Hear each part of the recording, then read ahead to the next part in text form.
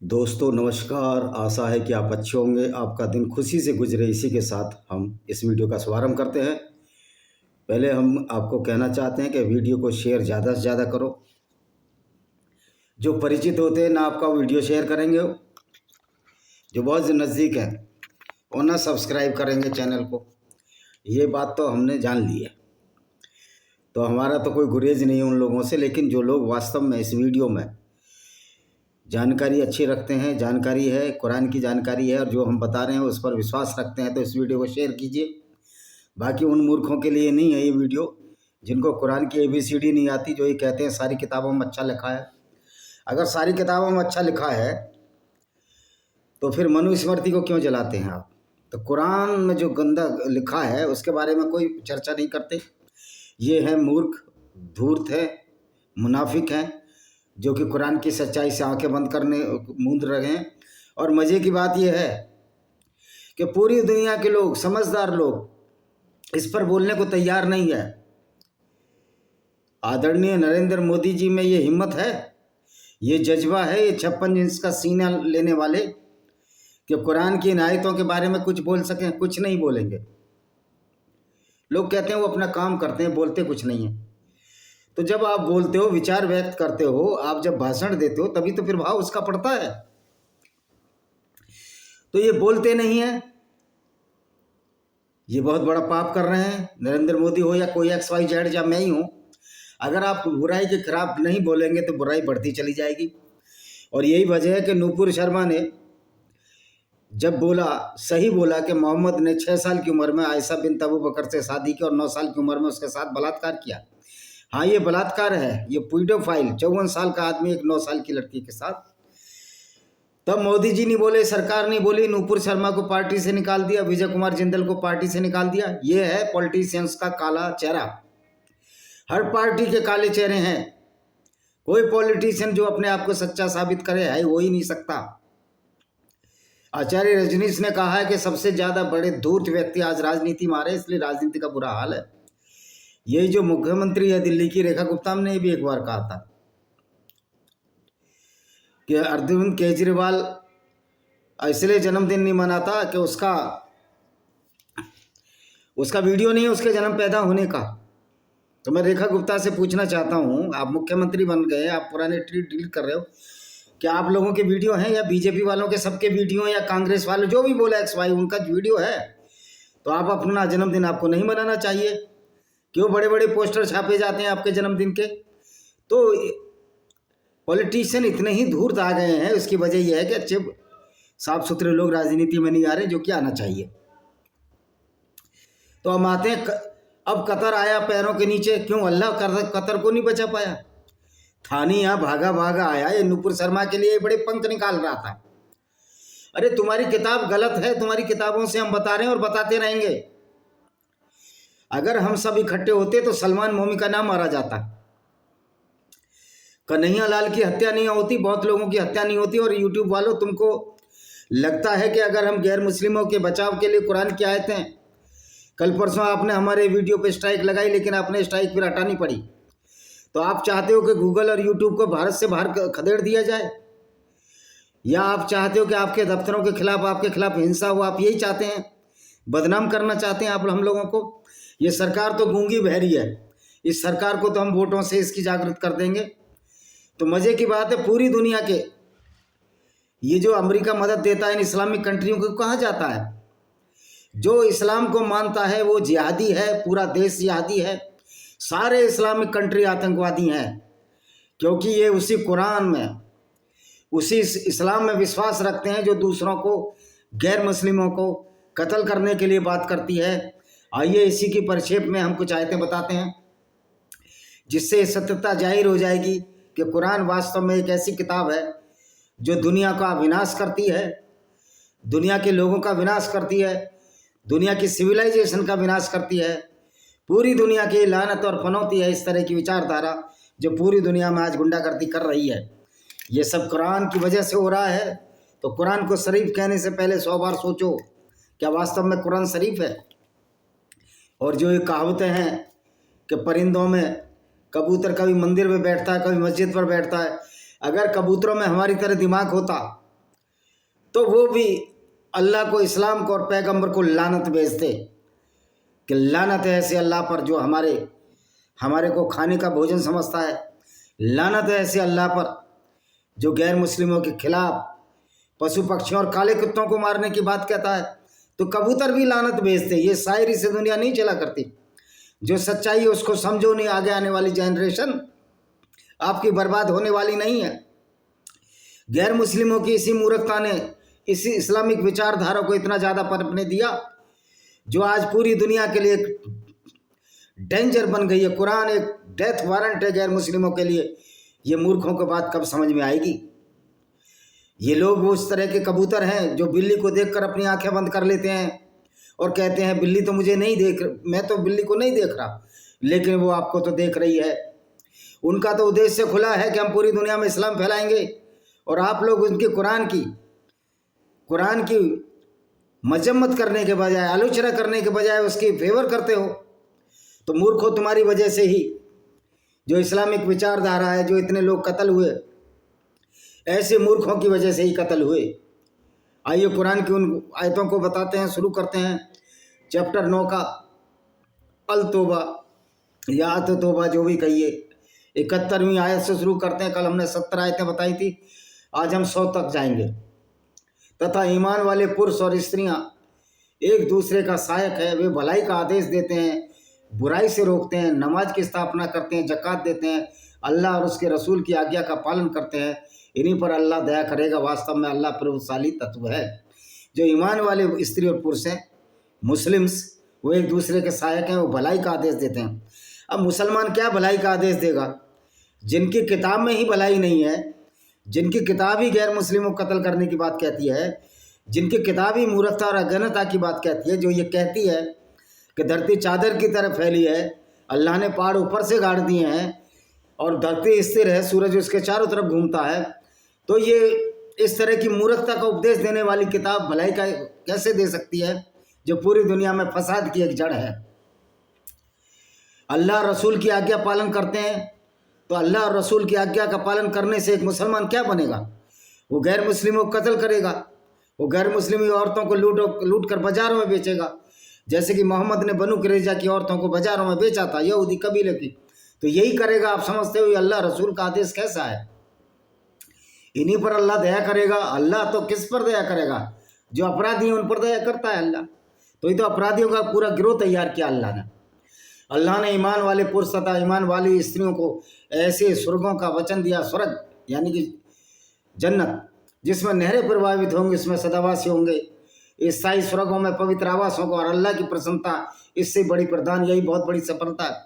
कह रहा बड़ी बड़ी नहरें होंगी और इतने इतने नौकर चाकर होंगे कि इतनी तो दुनिया में आबादी भी नहीं है।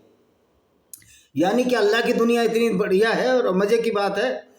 अल्लाह कहता है मैं दुनिया को बनाने वाला, उस अल्लाह को ये नहीं पता पृथ्वी चादर की तरह है या गोल है। अल्लाह कहता धरती की चादर की तरह मैंने फैलाई है, पहाड़ ऊपर से गाड़े। तो ये अल्लाह है ही नहीं, ये मूर्ख है, ये अज्ञानी अल्लाह हो ही नहीं सकता दुनिया को बनाने वाला। ये मोहम्मद का बनाया हुआ अल्लाह है। ये कुरान भी इंसानों द्वारा लिखी गई है। हे नबी, काफिरों और मुनाफिकों से जिहाद करो, उन पर सख्ती करो, उनका आवास नरक है, वह बहुत बड़ा स्थान है।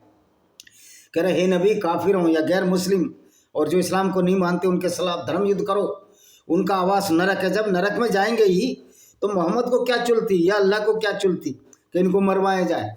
मतलब वहाँ तो हमें दंड मिलेगा और कोई अल्लाह वल्लाह नहीं है, ना अल्लाह की औकात है कोई दंड देने की।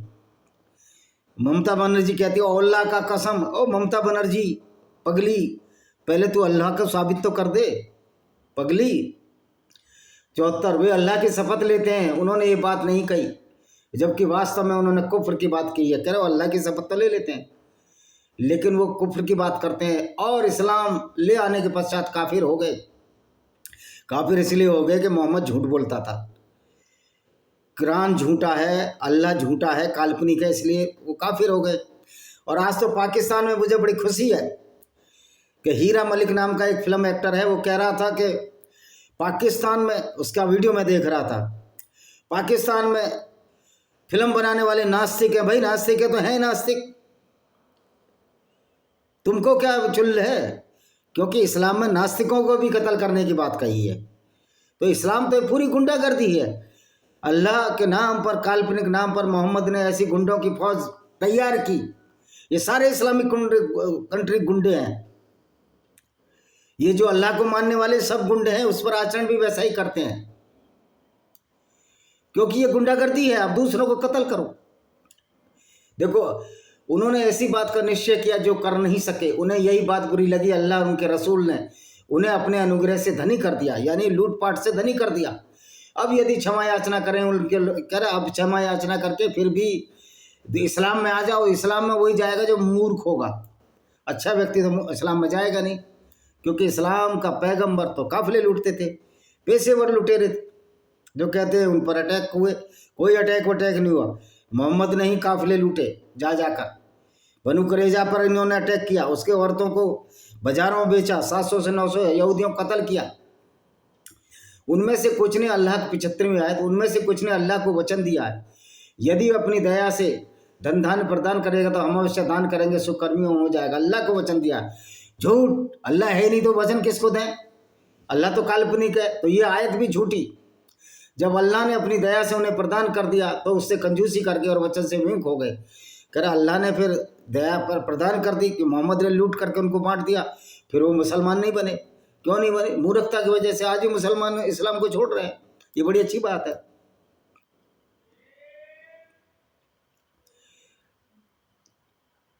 उनमें से, अच्छा जी, फिर जब अल्लाह ने, अच्छा अब आएगी 77वीं आयत। इसका परिणाम ये हुआ कि उनके दिलों में दिव्यता का रोग आ गया, यानी कि उनके अंदर कन्फ्यूजन हो गया। कन्फ्यूजन इसलिए पैदा हो गया कि मोहम्मद ने एक बहुत बड़ा झूठ मक्का में बोला कि मैं जिब्रील फरिश्ते के साथ और बुराक नाम के जानवर पर गया, जो गधे से बड़ा और घोड़े से थोड़ा छोटा, आदमी जैसा मुंह उसका, औरत जैसा, और पंख थे मोर जैसी पूंछ। यानी इस तरह की मूर्खता के बाद इस्लाम छोड़ दिया था बहुत से लोगों ने। उसी पर ही मोहम्मद ने आयत उतार दी। मोहम्मद को कोई काम तो था नहीं। इसका चचेरा जो साला था बरका बिन नोबिल, वो आयतें उतारता था, और मोहम्मद उन आयतों को अल्लाह के नाम पर, जिब्राइल के नाम पर झूठ बोला करता था। इसलिए लोग मुसलमान बनने से रुक जाते थे, और यही वजह है कि आज भी इस्लाम छोड़ रहे हैं मुसलमान। तो इसका परिणाम क्या हुआ? उनके दिलों में द्विधा का रोग उस दिन के लिए होगा जब वो अल्लाह से मिलेंगे। अभी मोहम्मद ने फिर बड़ा गप मारा, अल्लाह से कोई नहीं मिलेगा, अल्लाह की औकात नहीं हमसे मिलने की। अल्लाह डरपोक है, अल्लाह क्रूर और अत्याचारी, अल्लाह काल्पनिक पात्र है, अल्लाह गुड़िया है, मोहम्मद की गुड़िया है। मोहम्मद ने जैसे नचाया वैसे नाचा। और मजे की बात है 180 करोड़ लोग भी इस कुरान को सही समझकर उस पर नाच रहे हैं। और कतर का वो आदमी यहाँ है, अल्लाह उसका कोई फायदा नहीं कर पाया। किसी भी इस्लामिक देश का अल्लाह कोई फायदा नहीं कर सकता, क्योंकि अल्लाह काल्पनिक है। इस बात को मोहम्मद बिन सलमान अच्छी तरह जानते हैं, जो सऊदी अरब के प्रिंस हैं। मैं मोहम्मद बिन सलमान से कहना चाहता हूँ, आप काल्पनिक अल्लाह के चक्कर पर अपना देश बर्बाद मत करो। मदरसे बंद करो, मदरसे आतंकवाद का कैद है। नमाज पर भी रोक लगाइए आप, क्योंकि नमाज में भी 17 बार ये गालियाँ देते हैं गैर मुस्लिमों को। और एक दिन जरूर आएगा कि नमाज और कुरान इन सब पर रोक लग जाएगी। वो दिन दुनिया के लिए बहुत ही अच्छा दिन होगा। क्या उन्हें इसका ज्ञान नहीं? अल्लाह उनके भेद की बातें और गुनगुन सुनगुन को भी जानता है, जो अंदर अंदर करते हैं। वे सभी भेदों का ज्ञानी है। अल्लाह मूर्ख है, अल्लाह कुछ नहीं जानता। अल्लाह दुनिया बनाने वाला, अल्लाह यही नहीं जानता कि धरती जो सूर्य के चारों तरफ घूमती है, अल्लाह तो कहता है धरती स्थिर है और सूर्य चारों तरफ घूमता है। तो अल्लाह झूठा है, क्योंकि अल्लाह काल्पनिक है। और ये झूठ मोहम्मद ने फैलाया, तो इसलिए हम इसको झूठा नबी कहते हैं। ये झूठा नबी था, सेल्फ स्टाइल नबी है। ऐसा कोई प्रमाण नहीं है इसने कोई चमत्कार किया हो। चंद्रमा के 2 टुकड़े काटने की बात कहता है चांद के, तो किसी और ने नहीं देखा दुनिया में, कि अकेला मोहम्मद ही जिंदा था। ये मोहम्मद के साथी ही जिंदा थे, जो मोहम्मद के हाँ में हाँ मिलाते थे। चांद पूरी दुनिया में रात, भारत में भी रात रही होगी, तो किसी ने भी नहीं देखा। हिंदुओं ने नहीं देखा, ईसाइयों ने, यहूदियों ने नहीं देखा, और अरब के गैर मुस्लिमों में नहीं देखा। इसने चांद के 2 टुकड़े कर दिए, और इसकी तो उंगली इतनी बड़ी थी कि चांद तक पहुंच गई। क्या मूर्खतापूर्ण पर बातें हैं इस मोहम्मद के द्वारा, और इसको माने रहे हैं लोग। जिनकी दशा वे है, ईमान वालों से स्वेच्छा दान करने वालों पर दोनों के विषय में आक्षेप लगाते हैं। उन्हें जो अपने परिश्रम से कुछ पाते हैं, दान करते हैं। ये परिश्रम है। मोहम्मद जो लूटता था काफिले और उसके साथी, ये परिश्रम है। ये तो गुंडागर्दी है, ये तो हराम का माल है, अवैध माल है, ये तो इलीगल धन है जो मोहम्मद ने लूटा और आपस में बांटा। और इसको कहते हैं ये तो सर्टिफाइड अच्छा धन है। यानी कि इस्लाम में लूटपाट, औरतों को बेचना, यही इनकी आइडियोलॉजी है, यही इनकी विचारधारा है, इसी को तो इस्लाम कहते हैं। तो मजाक तो बनेगी जब तुम्हारा अल्लाह भी मूर्ख, तुम्हारा पैगंबर काफिले लूटता हो, 6 साल की लड़की से शादी करता हो, तो मजाक नहीं बनेगी। और क्या तुम्हारे लिए क्या फूलों का गुलदस्ता सजेगा? हे नबी, आप उनके लिए क्षमा याचना करें या न करें, नबी तो मर गया, नबी की कोई औकात नहीं है। तो उस जमाने की बात है जब ये नबी जिंदा था। यदि आप उनके लिए 70 बार भी क्षमा याचना करें तो अल्लाह उन्हें क्षमा नहीं करेगा। अल्लाह की ऐसी तैसी, अल्लाह असगर, अल्लाह छोटा है, अल्लाह नीच है, अल्लाह मूर्ख है, अल्लाह अज्ञानी है। इस कारण उन्होंने अल्लाह रसूल के साथ कुफ्र किया। हम तो अभी भी कह रहे हैं अल्लाह है ही नहीं। कुफ्र तो जब करें जब चीज़ जिंदा हो। जो अल्लाह है ही नहीं उसके साथ क्या कुफ्र होगा? और फिर अगर अल्लाह है भी, मान भी लो, तो ये तो गुंडा और अत्याचारी है, मुसलमानों को काफिले लूटने की छूट देता। तो ऐसे अल्लाह की ऐसी तैसी। वे पुरुषन हुए जो पीछे कर दिए गए अपने बैठे रहने के कारण। अभी किसी जूते के तले पर अल्लाह लिखा हुआ है, मैं कहता हूँ सब उस जूते को खरीदें। कौन सी कंपनी है मुझे अभी मालूम नहीं, एक्स मुस्लिम साहिल के, तो ये तो जूते के नीचे ही रखने लायक है। उन्हें बुरा लगा, जिहाद करें धनों और प्राणों की राह में। उन्होंने कहा गर्मी में न निकलो। आप कह दो कि अति गर्मी इससे भीषण है। अब मोहम्मद के साथ कुछ लोग जाते नहीं थे, जो मुनाफिक मदीना में रह गए थे, इसलिए तबुक की यात्रा में ये गया था। कह रहा जाओ चलो, नीली ब्लॉन्ड वाली आंखों वाली लड़कियां लूटेंगे। तो उन्होंने कहा हम नहीं जाते ऐसी फालतू चीज़ों में। तो मोहम्मद ने चिढ़ के ही आयत उतार दी। तो ये सारा कलाम मोहम्मद का बनाया हुआ है, और उसके बाद उनके लोग, उनके खलीफाओं का, ये इंसानों द्वारा लिखी किताब है। तो उन्हें चाहिए हंसे कम रोएं अधिक, वे जो कुछ कर रहे हैं उसका बदला यही है। और आज सारे मुसलमान ही रो रहे हैं, अल्लाह को साबित नहीं कर पा रहे, मौलवी आ नहीं रहे, डर रहे हैं। वो जानते हैं झूठा अल्लाह, काल्पनिक अल्लाह के नाम पर डराना चाहते हो। भाई इनकी गीदड़ भभकियों से हम डरते आए, इसलिए डरा रहे हैं। इनके खिलाफ, इस विचारधारा के खिलाफ खड़े हो जाओ, उठ के पूरी दुनिया खड़ी हो जाए। तो इनकी औकात नहीं कि 10 दिन भी विचारधारा चल जाए। मैं तो चैलेंज कर रहा हूँ इन इस्लामिक कंट्रियों को, तुम्हारा अल्लाह झूठा है और तुम इस्लाम पर चलकर अच्छे हो ही नहीं सकते, तुम्हारी मजबूरी है। तुम काफिरों से सब कुछ लोगे, खाना पीना भी लोगे, लेकिन लूट तो अब सकते नहीं कि तुम्हारी आंतें खींच ली जाएंगी।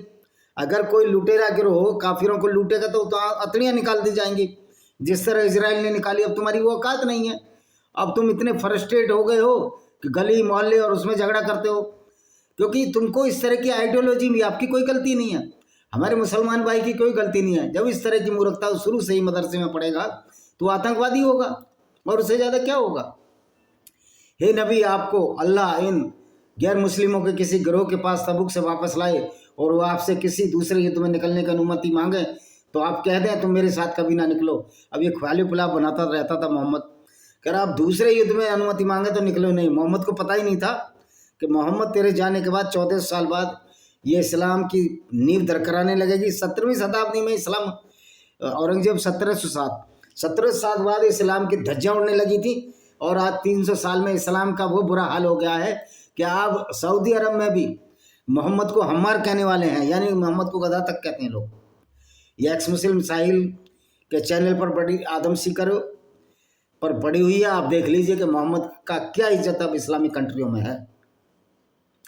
ये नबी, आप उनमें से कोई मर जाए उसके जनाजे की नमाज कभी ना पढ़ें। अरे तुम्हारा नमाज भी झूठा है यार, पढ़ना न, अगर नमाज भी ना पढ़ोगे और मंत्र भी ना पढ़ोगे तो भी आदमी दफन होगा, कोई फर्क नहीं पड़ता इस चीज़ से। मरने के बाद क्या क्या होना है, कुछ नहीं होना मरने के बाद। लेकिन मुसलमान झटता है कि कब्र में बिच्छू आ जाएंगे, ठिकाना आ जाएगा, फलाना। एक मूर्ख पाकिस्तानी औरत कह रही थी मेरी कब्र में बिच्छू नहीं मरवाने। मतलब इस तरह ये पागल हो गए, इस तरह ब्रेन वॉश हो गया कि अब तो दया आने लगी है हमें मुस्लिम भाइयों पर कि आपका अल्लाह दुनिया बनाने वाला है, उसको दुनिया पता ही नहीं कि दुनिया स्थिर है या दुनिया घूम रही है। वो कहता है दुनिया पृथ्वी स्थिर है। हे नबी, अच्छा जनाजे की नमाज गई, तेल लेना है, मरने के बाद क्या है, कुछ भी, कोई जन्नत और जहन्नुम नहीं है। ये सब मोहम्मद ने बेवकूफ़ बनाया लोगों को। आपको उनके धन और उनके संतान चकित ना करे। अल्लाह तो चाहता है उनके द्वारा संसार में यातना दे, उनके प्राण इस दिशा में निकलें वो काफिर हों, तथा कोई सूरा उतारी गई अल्लाह पर ईमान लाओ उसके। अब ये बार बार उन्हीं चीज़ों को रिपीट करते हैं, अल्लाह पर ईमान लाओ, तो झूठे अल्लाह पर ईमान लाने वाला मूर्ख ही होगा ना। उन रसूल के साथ जिहाद करो, मतलब रसूल के साथ मिलकर लड़ो, कत्ल करो। तो आपसे मुनाफिकों में समाई जो समराई थे ने अनुमति ली और कहा आप हमें छोड़ दो, हम बैठने वालों के साथ रहेंगे। तथा प्रसन्न हो गए, स्त्रियों के साथ रहे, उनके दिलों पर मोहर लगा दी, अतः वे नहीं समझते। अब इतना मूर्ख है कुरान लिखने वाला, वो दिलों पर मोहर लगा दी। क्या आदमी दिमाग से सोचता है, लेकिन इस्लाम में दिल से सोचा जाता है। ये कौन सी नई फिजिक्स साइंस है, कौन सी रॉकेट साइंस है कि लोग दिल से सोचते हैं? भाई जब आप दिमाग से सोचते हैं उसका असर दिल पर जरूर पड़ता है, लेकिन दिल नहीं सोचता है। तो इसी तरह मैं ये कहता हूँ कि कुरान मूर्खतापूर्ण किताब है, परंतु रसूल ने जो आपके साथ ईमान लाए, अपने धनों और प्राणों से जिहाद किया, उन्हीं की भलाइयाँ वो जिन्होंने धन जिहाद किया, लूटमार की, औरतों को बाजारों में बेचा, उन्हीं के लिए अल्लाह स्वर्ग देगा, जिसमें मोहम्मद भी थे। ऐसा कहीं हो सकता है कि काफिरों को लूटने वाला आदमी, औरतों को लूटकर बाजारों में बेचने वाला आदमी, उसके बदले घोड़े और हथियार खरीदे मोहम्मद ने नजद के बाजार में यहूदी औरतों को, वो अल्लाह उसको स्वर्ग देगा? तो ये अल्लाह तो, वैसे हमने बता ही दिया, अल्लाह तो ये फ्रॉड है, सबसे बड़ी चीज़ है, अल्लाह है ही नहीं इस दुनिया में। और अल्लाह ने उनके लिए ऐसे स्वर्ग तैयार किए हैं जिसमें नहरें प्रवाहित हैं और उसमें सदावासी होंगे, वही बड़ी सफलता है। अब ये नहरें पैरे जब अल्लाह है ही नहीं तो काय की नहर। और देहातियों से, यानी देहाती लोग जो थे कुछ बहाना बनाते हैं ताकि आप अनुमति दे में बैठे रह गए, जिन्होंने अल्लाह और उसके रसूल से भूल फूटा, तो इनमें से काफिरों को दुखदाई यातना मिलेगी। तुम्हारा मोहम्मद भी झूठा, तुम्हारा अल्लाह भी झूठा। खुद अल्लाह और मोहम्मद आयतों में झूठ बोल रहे हैं कि धरती स्थिर है, सूर्य उसके चारों तरफ चक्कर मारता है, सूरज कीचड़ में छुप जाता, पृथ्वी से 3 लाख बड़ा गुना सूरज कीचड़ में छिप जाता। तो झूठ तो तुम बोलते हो, कुरान झूठ बोलती है। तो तुम नरक में जाओगे अगर कोई नरक है तो। निर्बलों तथा रोगियों उन पर जो इतना नहीं पाते, कोई वह कर सके, कोई दोष नहीं।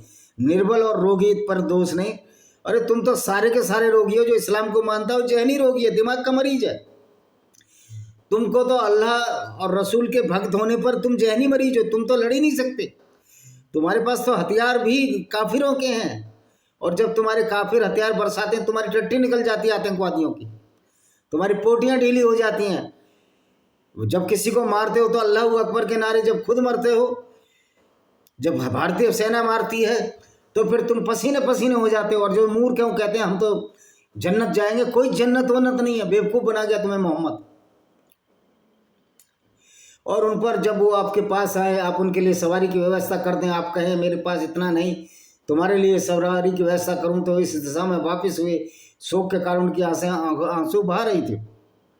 यह विभिन्न कबीलों के लोग थे जो मोहम्मद की सेवा में उपस्थित थे कि आप हमारे लिए सवारी का प्रबंध करें, हम भी आपके साथ तबूक के जिहाद में जाएंगे, परंतु आप सवारी का कोई प्रबंध नहीं कर सके। अब अल्लाह का रसूल बताओ, और वापस हो गए। अल्लाह का रसूल के पास सवारी नहीं है लोगों को देने के लिए, फिर काहे का अल्लाह है? काहे का अल्लाह है? अल्लाह फिर काहे का है? बाबा जी को ठुल्लू है अल्लाह। मोहम्मद के 2 दांत तोड़ दिए ऊद की लड़ाई में, और अल्लाह उसको बचा नहीं पाया। वे तुमसे बहाने बनाएंगे जब तुम उनके पास तबूक से वापस आओगे। तबूक जहाँ ये मोहम्मद लड़कियां लूटने गया था, बिलोंड आंखों वाली। और आप कहते हैं बहाने न बनाओ, हम तुम्हारा विश्वास नहीं करेंगे। और तुम्हारा ही कौन विश्वास करेगा? अल्लाह झूठा, मैं कहता हूँ। मोहम्मद पैगंबर साहब भी झूठे, रसूल झूठे, लोगों को बेवकूफ़ बनाते थे। अल्लाह ने हमें तुम्हारी दशा बता दी है ताकि भविष्य में अल्लाह उसके रसूल तुम्हारा कर्म देखेंगे। अल्लाह की तो औकात ही नहीं है किस देखने की, अल्लाह है ही नहीं। और रसूल तो मर गया मदीना में, अब तो उसकी कब्र भी खोद दी है, सुना हमने। फिर तुम परोक्ष प्रत्यक्ष के ज्ञानी अल्लाह की ओर फेरे जाओगे, फिर वे तुम्हें बता देगा तुम क्या कर रहे थे। ये सब गप्पे ही मारते रहते हैं कुरान। वे तुमसे अल्लाह की शपथ लेंगे जब तुम उनकी ओर वापस जाओगे, ताकि तुम उनसे विमुख हो जाओ। तो तुम उनसे विमुख हो जाओ। वास्तव में मलिन है, कह रहे वो नीच है, मलिन है, गंदे हैं, पोटी जिंदा, उनका आवास नरक है। कोई नरक वरक नहीं है। ये अल्लाह की धमकियों पे हम आने वाले नहीं हैं। वे तुम्हारे लिए शपथ लेंगे ताकि तुम उनसे प्रसन्न हो जाओ। तो यदि तुम उनसे प्रसन्न होगे तब भी अल्लाह उल्लंघनकारी लोगों के लिए प्रसन्न नहीं होगा। हम तो कहें ऐसा अल्लाह दूर ही रहे हमें, ऐसे अल्लाह की कोई औकात नहीं है, ऐसे अल्लाह को है ही नहीं। अल्लाह क्या प्रसन्न होगा? ये सब झूठ और फरेब का जाल जो बिछाया कुरान में मोहम्मद ने, जिसने पूरी दुनिया को बर्बाद कर दिया। देहाती अविश्वास तथा द्विधा में अधिक कड़े, अधिक योग्य है उस धर्म की सीमाओं को जाने जिसे अल्लाह ने उतारा। अल्लाह ने कोई धर्म ही नहीं उतारा, अल्लाह ने तो सबसे बड़ा धर्म उतारा जिसको इस्लाम कहते हैं, जो लोगों को कत्ल करने की बात कहता है, जिनका पैगंबर काफिले लूटता था, 9 साल की लड़की से शादी करता था। तो अल्लाह तो काल्पनिक, अल्लाह ने कुछ नहीं उतारा, ये सब मोहम्मद का खेल था। और देहातियों में कुछ ऐसे हैं जो अंतिम दिन अंतिम प्रलय पर विश्वास रखते हैं और अपने दिए दान की अल्लाह की समीपता रसूल के आशीर्वादों का साधन समझते हैं। रसूल जो खुद लुटेरा हो, जिसके पास कुछ धन दौलत ना हो, जो लूट के माल पर पूरी ज़िंदगी चली हो, और जिसने अपनी पत्नी खदीजा बिन खुवैलिद जो ईसाई औरत थी, जिसने पहला इस्लाम कबूल किया था, उसका जिसने बिजनेस चौपट कर दिया हो, वो किसी को क्या देगा? जिसका पैसे की इतनी तंगी होती हो कि उसके पास हथियार घोड़े नहीं थे, तो वो औरतों को लूट कर यहूदी औरतों को बाजारों में बेचता हो, वो क्या कर लेगा? कुछ नहीं कर सकता। तथा प्रथम अक्सर मुहाजिरीन वो लोग थे जो मक्का से मदीना गए थे, और अंसार वो थे जो मुसलमान बने मदीना के रहने वाले।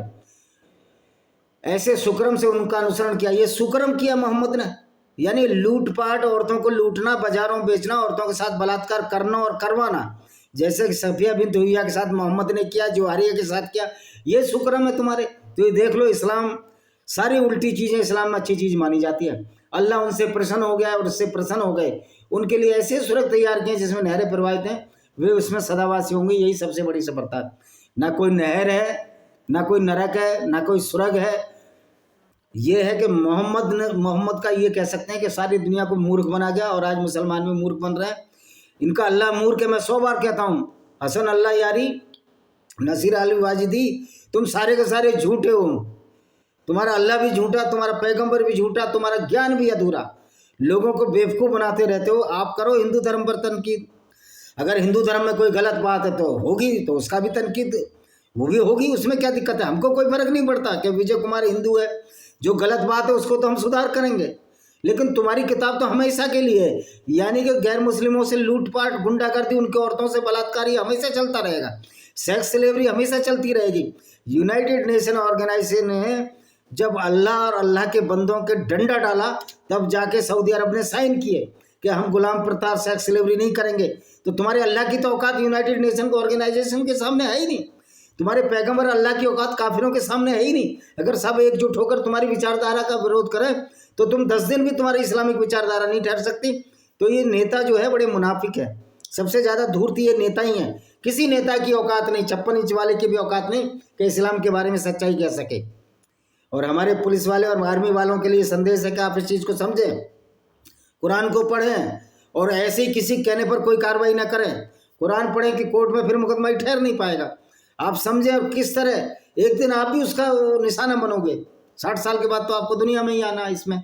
इसी के साथ मैं इस वीडियो को विराम देता हूँ। वंदे मातरम, जय हिंद, आपका दिन शुभ हो। तो आज हमने चैप्टर 9 की 70, 71 से 100 आयतें सुनाई और बताया कि किस तरह इस्लाम भी झूठा, कुरान भी झूठा, पैगंबर भी झूठा और अल्लाह भी झूठा, और झूठ के साधन पर ये लोगों को सिर्फ इसलिए कत्ल कर रहे हैं, झूठे स्वर्ग और झूठे जन्नत के चक्कर में, कि हमको जन्नत मिलेगी, 72 हूरें मिलेंगी। कोई 72 हूर नहीं है, सब झूठ पाखंड है जो मोहम्मद ने उस समय अपने फायदे के लिए किया था। आशा है कि ये मेरी किताब है, इसको जरूर पढ़िए, विनय में फैंक्स ऑफ कोबरा। इसमें ये बताया गया है भाई विजय कुमार पाल कि किस तरह यहूदी, ईसाई और हिंदू औरतों के साथ इस्लाम की विचारधारा की वजह से बलात्कार किए, क्योंकि इस्लाम गैर मुस्लिमों के साथ उनकी औरतों को लूट कर उनके साथ बलात्कार की आज्ञा देता है। वंदे मातरम, जय हिंद। और भी बहुत सी किताबें देखते रहना।